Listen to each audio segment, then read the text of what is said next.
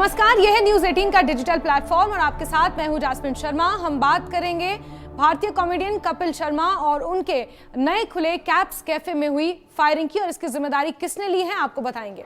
भारतीय कॉमेडियन कपिल शर्मा का नाम सिर्फ मनोरंजन की दुनिया में नहीं बल्कि हाल ही में अंतर्राष्ट्रीय सुर्खियों में तब आया जब कनाडा के सरे यानी कि ब्रिटिश कोलंबिया स्थित उनके नए खुले कैप्स कैफे पर फायरिंग की घटना हुई। इस हमले ने न सिर्फ भारतीय समुदाय को बल्कि अंतर्राष्ट्रीय स्तर पर भी चिंता बढ़ा दी है। इस घटना के पीछे जिस शख्स का नाम सामने आया है वो है हरजीत सिंह उर्फ लाडी। एक कुख्यात खालिस्तानी आतंकी है जो भारत की राष्ट्रीय जांच एजेंसी यानी कि नेशनल इन्वेस्टिगेशन एजेंसी NIA की मोस्ट वांटेड लिस्ट में शामिल है और जिस पर 10 लाख रुपए का इनाम भी घोषित है। हरजीत सिंह उर्फ लाडी पंजाब के नवांशहर जिले के गांव गढ़पधाना का रहने वाला है। उसके पिता का नाम कुलदीप सिंह है।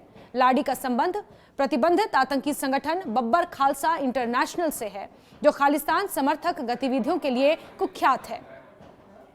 बब्बर खालसा इंटरनेशनल के विदेशी नेटवर्क में लाडी एक अहम कड़ी माना जाता है जो भारत खासकर पंजाब में आतंकी फंडिंग, भर्ती और टारगेट किलिंग जैसे मामलों में सक्रिय भूमिका अदा करता है।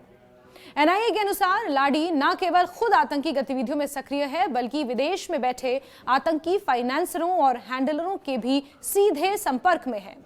उसके खिलाफ कई डिजिटल सबूत भी जुटाए जा चुके हैं जिसमें फंडिंग, हथियारों की सप्लाई और टारगेट तय करने की बातचीत शामिल है।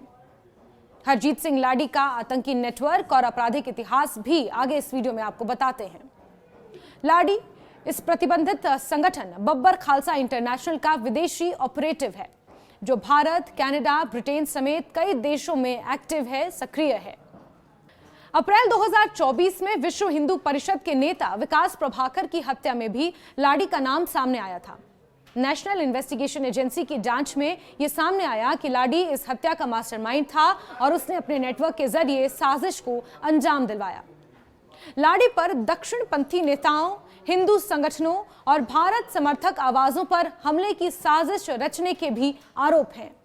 NIA ने उसे मोस्ट वांटेड घोषित किया है और उसकी गिरफ्तारी के लिए 10 लाख रुपए का इनाम भी रखा है। और सरे में कपिल शर्मा के कैप्स कैफे पर हुई फायरिंग की जिम्मेदारी भी सोशल मीडिया प्लेटफॉर्म फेसबुक के जरिए लाडी ने ही ली है।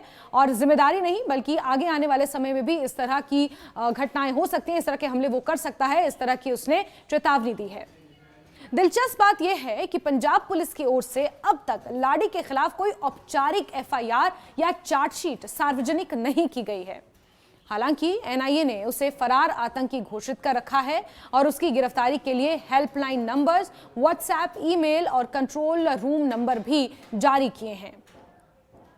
NIA की जांच में यह भी सामने आया है कि हरजीत सिंह लाडी विदेश में बैठे बब्बर खालसा इंटरनेशनल के आकाओं के संपर्क में है और भारत में आतंकी गतिविधियों के लिए फंडिंग, हथियारों की सप्लाई और टारगेट तय करने में एक अहम भूमिका अदा करता है।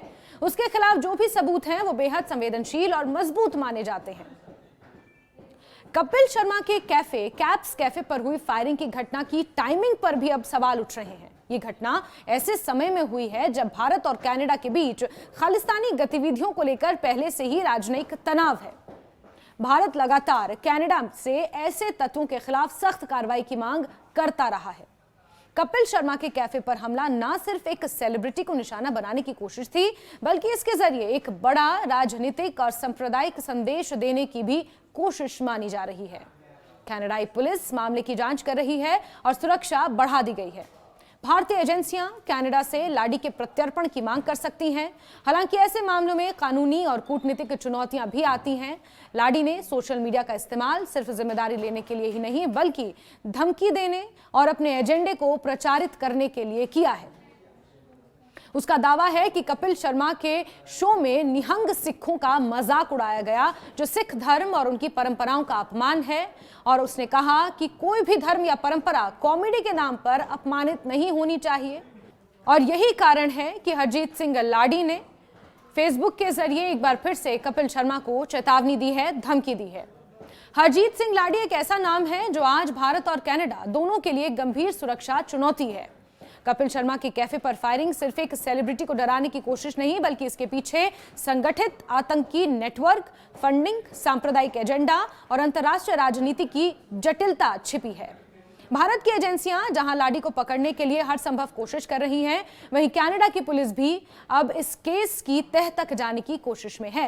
ये घटना एक बार फिर दिखाती है कि आतंकवाद और कट्टरपंथी सोच कैसे वैश्विक स्तर पर भारतीय समुदाय और उसकी हस्तियों को प्रभावित कर रही है। साथ ही यह भी स्पष्ट है कि डिजिटल युग में आतंकी संगठन सोशल मीडिया और अंतर्राष्ट्रीय नेटवर्क का इस्तेमाल अपने एजेंडे को आगे बढ़ाने के लिए कर रहे हैं। ऐसे में भारत और कनाडा दोनों के लिए यह जरूरी है कि वो मिलकर इस तरह की गतिविधियों पर सख्त कार्रवाई करें और दोषियों को ढूंढकर सख्त से सख्त सजा दिलाई जाए।